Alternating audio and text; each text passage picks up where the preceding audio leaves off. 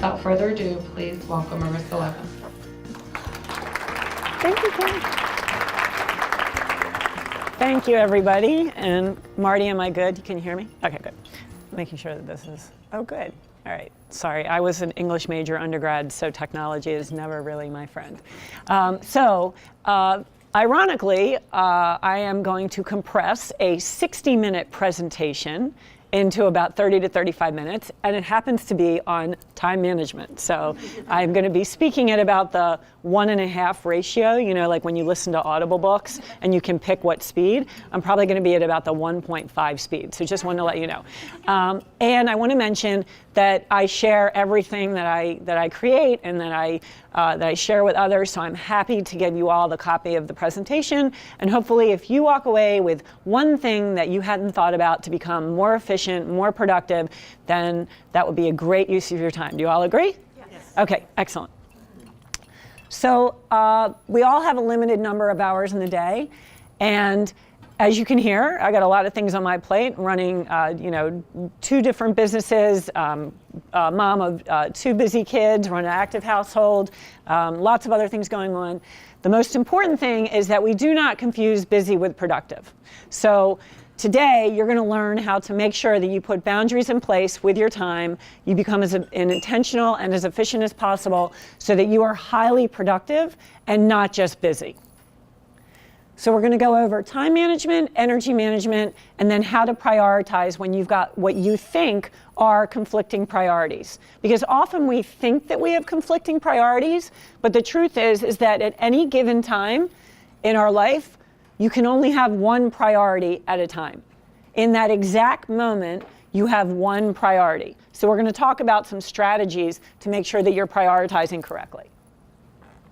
So I'm literally going to fly through this, and then I'm available after this event if you want to go over anything, but hopefully you're going to get something out of here. So this is some of the things that I've mastered to figure out, I want to do this, but I also want to do that. How can I do both? How can I make room in my life for all these initiatives that I want to be working on? These are things that I've figured out. So the first one, number 1, is to know that the word no is a complete sentence. It's a complete sentence. So that means that we say no when people come to us and they want us to volunteer for everything. I do volunteer. I serve on different boards. I'm very active in our synagogue, things like that. But I really keep my volunteering focused on what my own personal core value system is. The thing about saying yes, especially when it comes to volunteering, is that it feels really, really good in the moment. Well, the road to hell is paved with good intentions, right? So, emotionally, we all want to give to everyone and to everything because we're human and we all know that we have a responsibility to be part of something bigger than ourselves, to, make the world a better place. We want to all do that because we all have really good hearts. The problem is when you say yes, you're stepping up to doing other things for other people. And if you can't give 100% to what you're saying yes to, ultimately you're hurting the cause that you're trying to help, right? So if you can't give 100%, if you really can't, if you can't carve out that time, don't say yes, because then you're filling a spot from somebody who really may be able to give 100%. So no is a complete sentence. This also includes lunch and coffee appointments that don't have an agenda. And I'm going to talk about that in number 3. I get so many requests for, can you have lunch, coffee, can I pick your brain? You can't pick my brain. I'm happy to help you. If I met with everyone that wanted to have lunch or coffee or breakfast with me, I would get no work done and I would be eating all day long. So some of the options are when someone asks you for breakfast or coffee or lunch, rather than just saying no, pivot it to a 15-minute Skype call or Google Hangout, and we'll talk about how to make that productive in number 3. So number 1 is say no. Number 2, and this is a huge, one of my biggest challenges, is to make decisions quickly. Avoid what I call analysis paralysis. And this happens in both our personal life and our professional life. I was at the mall on Saturday. I was at Tyson's Corner with my son and his girlfriend. I had a laundry list of holiday gifts that I had to get for certain people. And I was like, okay, I'm not going to get into analysis paralysis.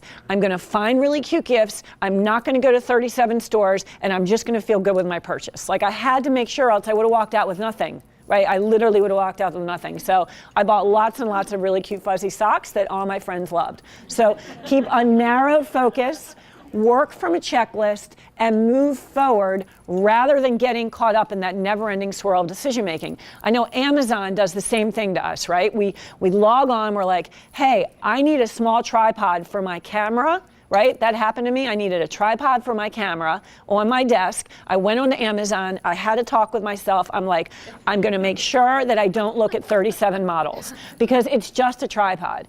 I never bought the tripod. Like, I got completely sucked into like, well, why is this tripod better? And this one has this number of reviews, and this one has 4-star reviews, and this one has 5-star reviews, and this one comes with this feature. I completely got sucked in and I never got a tripod. Okay? So make decisions quickly. Number 3, going back to number 1, set an agenda for every meeting. And what this means is, even if it's a 15-minute meeting, you ask the person who you're meeting with, what are your top 3 goals for our time together? Period. If you get nothing else from today, take this one tip away. No matter how long your meeting is, the question is, what are your top 3 goals for our time together? If they can't come up why they're talking to you, they're not ready to talk to you. And you should have the same goals. So then they email you back what they want to accomplish. You come up with what you want to accomplish. Voila, you have an agenda. That's it. Okay? Because if you don't, you're going to get on the phone, you're going to have small talk, you're both going to be wondering why you're on the phone, you're going to go around in circles, and then your 15-minute call turns into a 45-minute call. So anytime you're meeting with anybody for anything, set the agenda for every meeting, and if they cannot identify why they want to talk to you, if they can't drill down, don't meet with them. Protect your time. Okay, number 4. Set time limits on things that can drag you down a rabbit hole. Again, whether you're doing research, whether you're doing networking events, some networking events can go on for hours and hours. You don't need to stay the entire time. New ideas. I'll tell you that the enemy of progress is perfection. If you're really gunning for perfection, you're not going to get anything done. And as an author, that's something that I can speak out. We all have a book in them. How many people want to write a book? Come on, you all have a book in you, right? The way that you're going to get derailed is if you think that you have to be perfect, okay? The minute you publish that book, you're gonna want to make edits to it. I can tell you that right now. Like my book that's out there right now, I have 4 or 5 major things that I need to change in it. I'll get to it, but if I would have waited for it to be perfect, it still wouldn't have been out. So that's the whole thing. It's like set time limits, say I'm gonna have my book done by X date, and if you put the deadline in place, that's what, work your way backwards. But put the time limits in place, create what I call a time budget for any new activities that you're looking to explore. If you're thinking about joining a networking group, if you're taking up a new hobby or new activity, set time limits on your research or else you're going to end up in a rabbit hole. Number 5, if possible, bundle your commitments and appointments. This is super important to get the most mileage out of driving. Don't drive 45 minutes one way for one appointment. And that means that if you set your appointments like 2 to 3 weeks out, like typically we set appointments 2 to 3 weeks out, I never create just one appointment. And if I know that I have to meet someone, then I want to make sure that I'm bundling those appointments. Now, we have some clients that are billable work. They're, we have to be on site with our clients. So we may not bundle, but we'll Uber, and then we're working in the Uber while we're actually heading to appointments. But if you were like just, meeting for someone, a prospect, a partner, going to a networking event, the more that you can plan out your day and bundle those appointments, find other people, even with speaking engagements. I mean, if I have a speaking engagement, in another city, I'm going to try and find other meetings or other speaking engagements to back those up so that I'm not traveling all the time for one appointment. Number 6, again, put boundaries in place with whether it's people, activities, and groups to allow downtime. I strive for one day a month where I don't have anything on my calendar. Like the day itself stays blank. It doesn't mean that I'm taking a day off. It doesn't mean that I'm having a spa day. It just means that I'm protecting that time to breathe and to regroup and not to be committed to something. Someone in one of my CEO roundtable groups, she has a day called Wellness Wednesday. that she has like once a quarter, and it's actually doctor's appointments. She schedules all of her doctor's appointments literally back to back on a Wellness Wednesday, which I thought was kind of a cool idea. Because, we all have to go to those doctor's appointments, and the truth is they could, they take a lot of emotional energy out of us, right? I mean, they're stressful. We have to do prep for some of them. Like to go to like a business meeting and then go to a doctor's appointment, or go to a doctor's appointment and then a business meeting.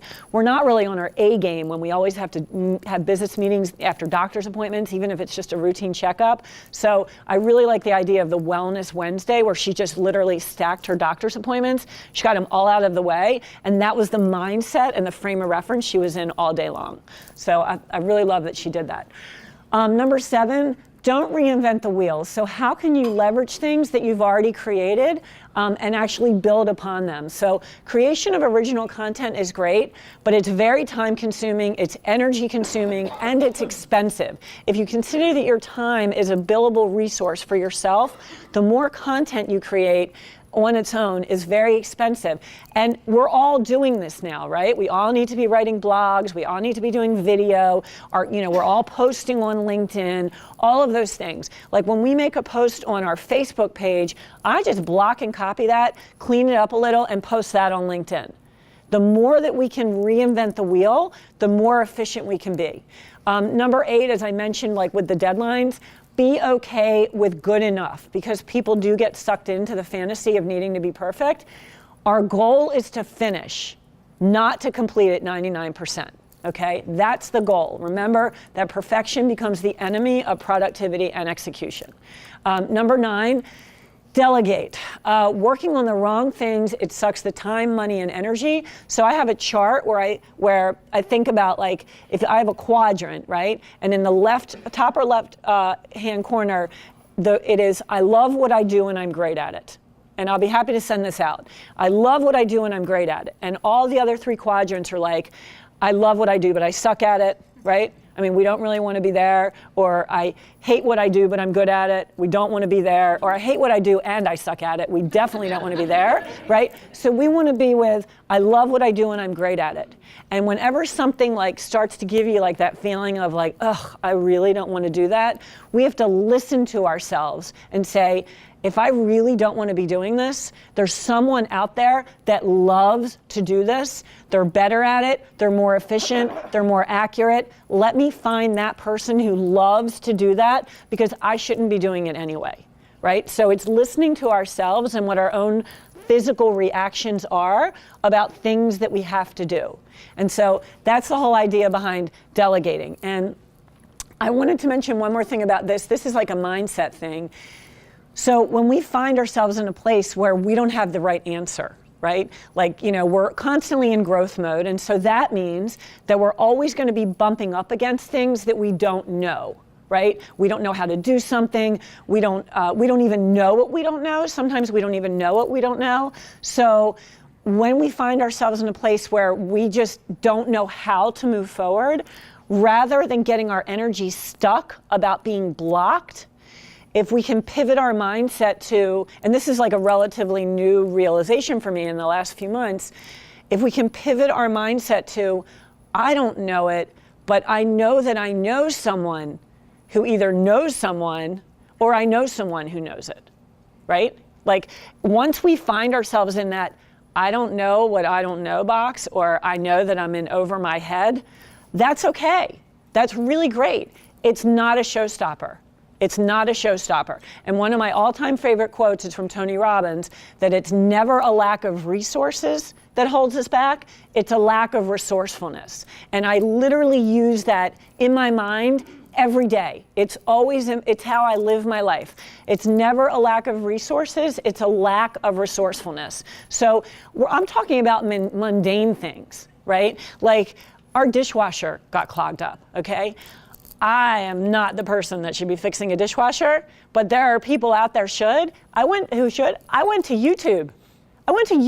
And there were videos by these plumbers, by like all these guys who like know how to do these things. Like I didn't know that if you create this formula with like vinegar and baking soda and you pour that down your drain, and then I had no idea that even existed. So the mindset is, I don't know it, but there's someone out there that does know it, and I'm gonna harness the power of my network and put it out there and go, hey, this is what I need. Can you connect me with the person who is the expert at this?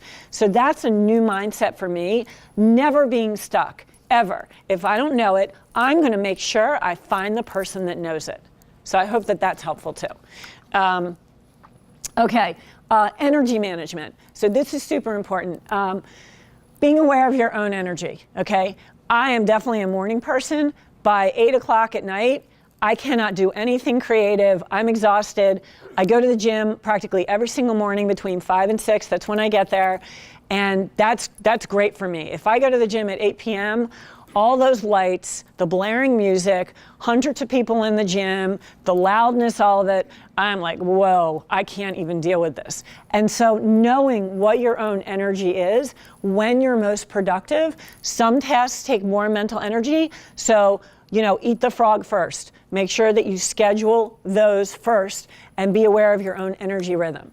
The second thing is to being aware of other people's energy and to distance yourself from negativity, right? Everybody projects energy. We are all just one ball of energy. So being, cognizant of how other people's energies are, being aware of that, and being okay to protect yourself. One of my favorite quotes is, you are not required to set yourself on fire to keep other people warm. You are not required to set yourself on fire to keep other people warm, okay? So if you are helping someone truly at the expense of your own health, that's no good. It's not acceptable. So being aware of other people's energy is super important. Number 3, if you can't distance yourself, because sometimes you have to go to work with people that have negative energy, you have family members that have negative energy, you can't just write them off, right? Create those mental barriers. And that means knowing your triggers and not allowing yourself to be dragged down, because some people truly are energy tornadoes. They will suck you in, and you have to remember that it's not your job to fix everyone else's problems, right? We are all here on our own path. We are all here to figure things out. We're all doing the best we can, but we cannot embrace and indulge and advocate for self-sacrifice in order to make sure that everybody else is doing great. Number 4, become aware of the impact of other people's drama. Understand what the impact is on you and don't engage. I used to be all over Facebook, and I realized because I absorb a lot of other energy, I had to distance myself. I don't have it on my phone. I post very rarely, because what will happen is I get so sucked in, and because I do live from a place of compassion, and all of the stories and all of the requests for donations, and it's just so much energy coming at us. It's so much. So what can you do to put those barriers in place? And it's the same thing, just being aware of what's coming into our realm. So I don't listen to the news. I took all the apps that have all the news. I took them all off my phone, like CNN and MSNBC and all of those. I'll go to People and I'll see what's happening with the people. But I just can't. I'm aware of the true physiological impact that negativity has on me. So I just shut it down. I just can't do it. So knowing what your triggers are, and also just where is your role in the drama of other people? What's your role? How much do you allow yourself to get sucked in? That this person has this going on in their life and this person has this going on in their life. I mean, how much of it is it really occupying in your brain? So being really aware of that, putting those boundaries in place, and being aware of the other things that you're listening to. I listen to podcasts all the time in the car. Really, really productive, positive podcasts. Oprah Winfrey, her 2 podcasts with her speakers, unbelievable. She has access to people that just think at a higher level than we are, right? Being able to be in the car for an hour and learn and be impacted by all of that. It can be transformational. I drove down to see our son at Virginia Tech. This was a year and a half ago. It's, a 4-hour ride, right? And I'm in the car, and I have Tony Robbins on for 4 hours straight. And I get to him, and I am like, we can do anything. I got out of that car, I was like, let's do this. And he was just like, whoa, I was out last night. But I just got out of that car, and I was fired up. I'm like, the world is ours, because I had just listened to Tony Robbins for 4 hours straight. So, we absorb the messages that come at us, even if we don't think we're absorbing them, even if we think they don't have a say, like an impact on us, they really do have an impact on us. And so we have to be really careful about what we're allowing in to our mental, our mental ecosystem. What are we listening to? What are we watching? Who are we talking to? Who's around us? How are we making those choices, being super conscious of all of that? And that's how we really, really manage our energy. Remember, you are just a ball of energy. Everyone in here is a ball of energy. That is an incredible asset that you can be harnessing and working with. So what are you doing to harness that energy? That's the question. Okay, prioritization. So I want to talk about a mindset about this, and I was just taking notes about this. It becomes really easy to prioritize when we know two things. When we know our core value system, because everything ultimately gets back to what we stand for, right? When we are tied into what we stand for, and our actions are related to what we stand for and who we are at our core, it becomes very easy to prioritize. And the second thing is our outcomes. What are our goals? So prioritization is tied to two things. And in the Jewish tradition, in the Hebrew tradition, they're actually two sides of the same coin: intention and structure. And I have a great presentation on intention, which I'm happy to send to everybody. It's a separate one. It's really powerful, and it talks about intention in all different types of cultures and how that shows up. But intention and structure. So intention is kiva and structure is kavanah. I mean, these are two biblical concepts about how to live your life. They're the two sides of the same coin, intention and structure. You cannot have one without the other. You might intend to do something, but if you don't have a plan, if you don't have a roadmap or a path, you're not going to execute it. And the structure, if you have a structure to get somewhere, but you don't have a desired end goal, then you'll be productive, but possibly in the wrong ways. So intention and structure. What are your outcomes? Your outcomes and your values, they determine your priorities, period. So just as I mentioned right when we started, when we think that we have competing priorities, if you just pause and you think about that, what are my values? How does this priority align with my values? And what is my intention right now? What do I need to accomplish right now? The answer will come to you. You will have clarity over what you should be prioritizing. And it goes for both business and personal. So, in business, we're multitasking. We're talking about all sorts of different, priorities that we have. Take a step back and look at the core values of your company, making sure that your actions are aligned with those. And then what your most important strategic goals and objectives are, what you're trying to accomplish, and it will become very clear to you on what your priorities are. I have a great priority pyramid, and there is a direct correlation between clarity and our ability to fully prioritize. When we don't have clarity, we've got all these competing priorities that are all jumbled up together. As we go up the pyramid, the more clarity we have, the less number of priorities we have at the top of the pyramid. It's a very simple formula. So single tasking, the more that we can single task, the better. Really understanding what you need to make sure that you can achieve that, whether it's deadlines, money, other people who are your other key dependencies. When you have a project, I do a lot of work with my CEO clients on this. When they have all these different competing priorities, one of the things I have them look at is, who are your other key dependencies? How are you dependent on other people in order to get your work done? That's super important because they can derail you if you can't move something forward. So having that on your chart of, what do I need to actually achieve what I want to achieve? I need money, I need time, I need resources, I need access to people, and I have other key people who are related to what I'm trying to do.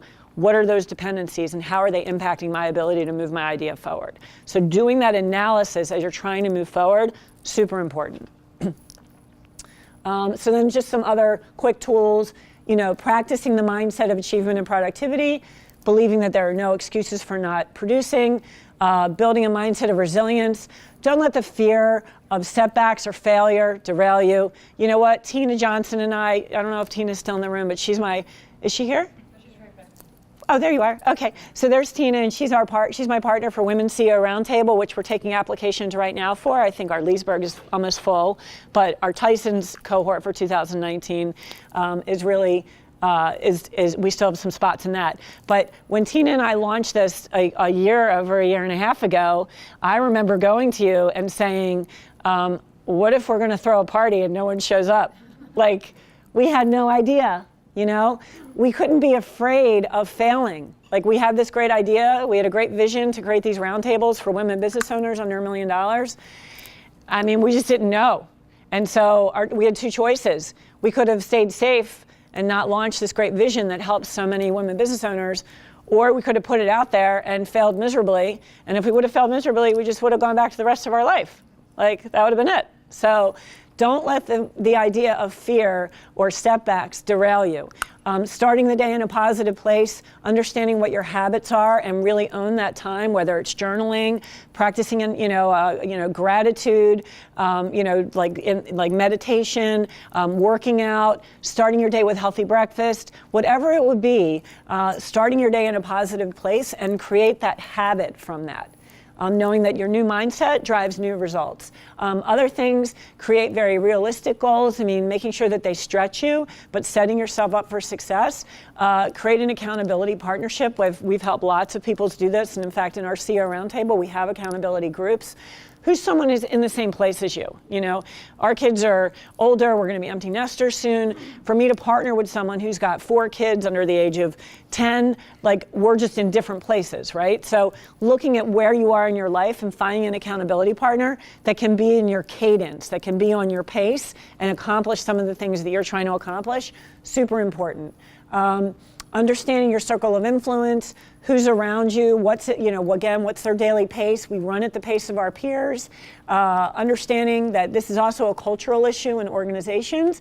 The CEO sets the pace. So that's a whole cultural issue. When you're hiring people, making sure that if you're running an organization that is moving really briskly, are you bringing in people that also can run at that level? Super, super important. Some other productivity hacks. There's lots of apps down there that streamline your most common tasks. Scent and candles. This is really cool. So the cinnamon and citrus smells, they stimulate your limbic system in the brain, and it makes you more focused. So in my office, I have citrus candles, and I like them because they literally neurologically stimulate your limbic system. Same thing with music. I don't know if anyone in here uses Spotify. Anyone in here on Spotify? So there is a genre in there called focus. And if you go into the focus genre, there are different music tracks that have been scientifically programmed to stimulate your limbic system. And I put on the productivity, I think it's called Productive Morning, and I'm telling you, that thing works. So those are right there. Those are 2 productivity hacks.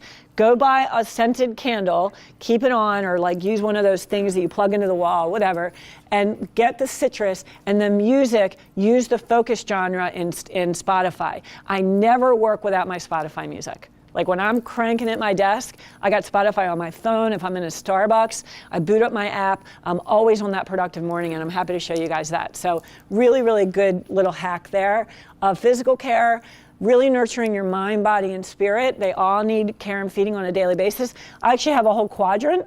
It's a quadrant of intention, and it's got 12 different boxes. And again, I'm happy to share it, but I've got like physical health, intellectual health, spiritual health, emotional health, nurturing my relationship with my children, my family, my husband, my kids, my professional growth. I have like a whole chart, and I look at it, and every single so often, and I look at it and I'm like, how am I being intentional with all of these things in my life? How do I want to make sure that I'm cultivating and nurturing all of these things in my life? And everybody will have a different chart, but being super intentional about it. So that's what I had for the productivity. Where am I? Am I good on time, Kim? I'm good? You're a little bit over. What time is it? 9:40. Oh, is it? Okay. I will make sure that you guys get this. Quick shameless plug for us. We're sponsoring Successful Culture International. Jen, wave, say hi. This is my partner. And you have this on your chair. This is just our information about our culture development life cycle and how we work with organizations, and our Scale Academy, which is a full curriculum that we have, a leadership academy that we bring into organizations.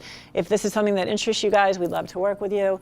And this is how you can stay connected with me. I'm all over LinkedIn, Facebook, Twitter. We have a great YouTube channel with a lot of videos. Thank you, Marty, our wonderful videographer. He's the only guy that we use for all of our video for Successful Culture International and Women's CEO Roundtable. So all of that is because of Marty.